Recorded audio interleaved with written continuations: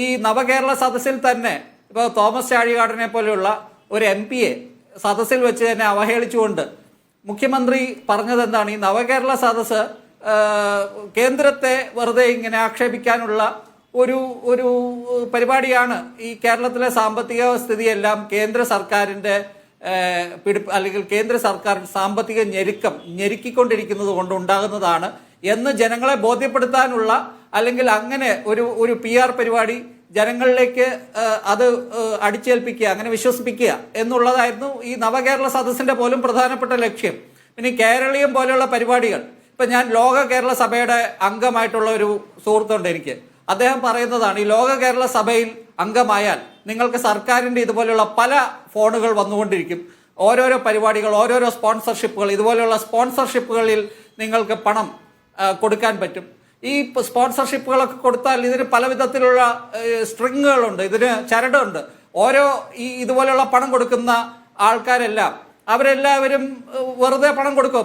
പണം എന്തായാലും മരത്തിൽ കായ്ക്കുന്ന സാധനമല്ലല്ലോ. ഈ പണം കൊടുക്കുന്നവർക്കെല്ലാം പ്രത്യുപകാരം കിട്ടുമല്ലോ.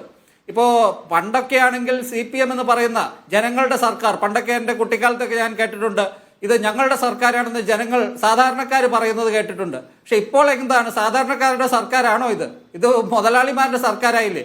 ഈ മധ്യവർത്തി സർക്കാരാണ്, മധ്യവർത്തികളുടെ സർക്കാരാണ് എന്ന് പണ്ടേ ഇപ്പോൾ കുറെ കാലമായിട്ട് കേൾക്കുന്നതാണ്. പക്ഷെ ഇപ്പോൾ അവസാനം വന്നിട്ട് ഇത് മുതലാളിമാരുടെ സർക്കാരായിട്ട് മാറിയിട്ടുണ്ട് എന്ന് പറയേണ്ടി വരും. കാരണം ഇപ്പോൾ ഈ കേന്ദ്ര സർക്കാരിൻ്റെ, ഇപ്പം നരേന്ദ്രമോദി സർക്കാരിൻ്റെ ഒരു മുഖമുദ്ര എന്ന് പറയുന്നത് അത് വളരെ ക്യാപിറ്റലിസ്റ്റ് ആയിട്ടുള്ള ചില മുതലാളിമാർക്ക് മാത്രം തീരെഴുതി കൊടുത്തിട്ടുള്ള ഒരു സർക്കാരാണ്. അല്ലെങ്കിൽ ഈ നമ്മുടെ റിസോഴ്സസ് എല്ലാം അംബാനിക്കും അദാനിക്കും മാത്രമാണ് തീരെഴുതി കൊടുക്കുന്നത്. ഇവിടെയും കേരളത്തിലും ഇത് പതുക്കെ അങ്ങനെ ആയിക്കൊണ്ടിരിക്കുകയാണ്. ഇവിടെ നമ്മുടെ ധാതു ലവണങ്ങൾ തുടങ്ങിയുള്ള സാധനങ്ങൾ എല്ലാം ചില പ്രൈവറ്റ് ആയിട്ടുള്ള ആൾക്കാർക്ക് എഴുതി കൊടുക്കുകയാണ്. എന്നിട്ട് അതിന് തിരിച്ച് പലതരത്തിൽ പണം വാങ്ങുകയാണ്. ഇത് സർക്കാരിലേക്ക് വാങ്ങുന്നുണ്ട്, ഇത് കമ്പനികളിലേക്ക് വാങ്ങുന്നുണ്ട് കൈക്കൂലിയായിട്ട്. ഇപ്പോൾ ഈ പണ്ട് മൻമോഹൻ സിംഗ് പ്രധാനമന്ത്രി പാർലമെന്റിൽ പറഞ്ഞ ഒരു വാക്കുണ്ട്, organised loot and legalised plunder. അത് വളരെ വ്യവസ്ഥാപിതമായിട്ട് ജനങ്ങളെ കൊള്ളയടിക്കുക എന്നുള്ള കാര്യം ഇവിടെ വളരെ ഭംഗിയായിട്ട് ഇപ്പോൾ CPM ചെയ്തുകൊണ്ടിരിക്കുകയാണ്.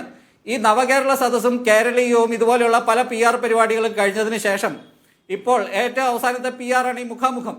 ഈ ഇതുപോലെയുള്ള PRകളിൽ കൂടി ജനങ്ങളുടെ അഭിപ്രായം മാറ്റിയെടുക്കാം, അല്ലെങ്കിൽ ജനങ്ങൾക്ക് ഇപ്പോൾ ഉള്ള എതിർപ്പ് മാറ്റിയെടുക്കാം എന്ന് പിണറായി വിജയൻ സർക്കാർ വിചാരിക്കുന്നുണ്ടെങ്കിൽ, ഈ മന്ത്രിസഭയും ഈ മന്ത്രിമാരും ഈ മുഖ്യമന്ത്രിയൊക്കെ വിചാരിക്കുന്നുണ്ടെങ്കിൽ അതെനിക്ക് തോന്നുന്നു വിലപ്പോയില്ല എന്നാണ്. കാരണം ഇന്നിപ്പോൾ മീഡിയ വണ്ണിൽ തന്നെ ഞാൻ വാർത്ത കണ്ടു, പല സ്കൂളുകളിലും അരിയില്ല.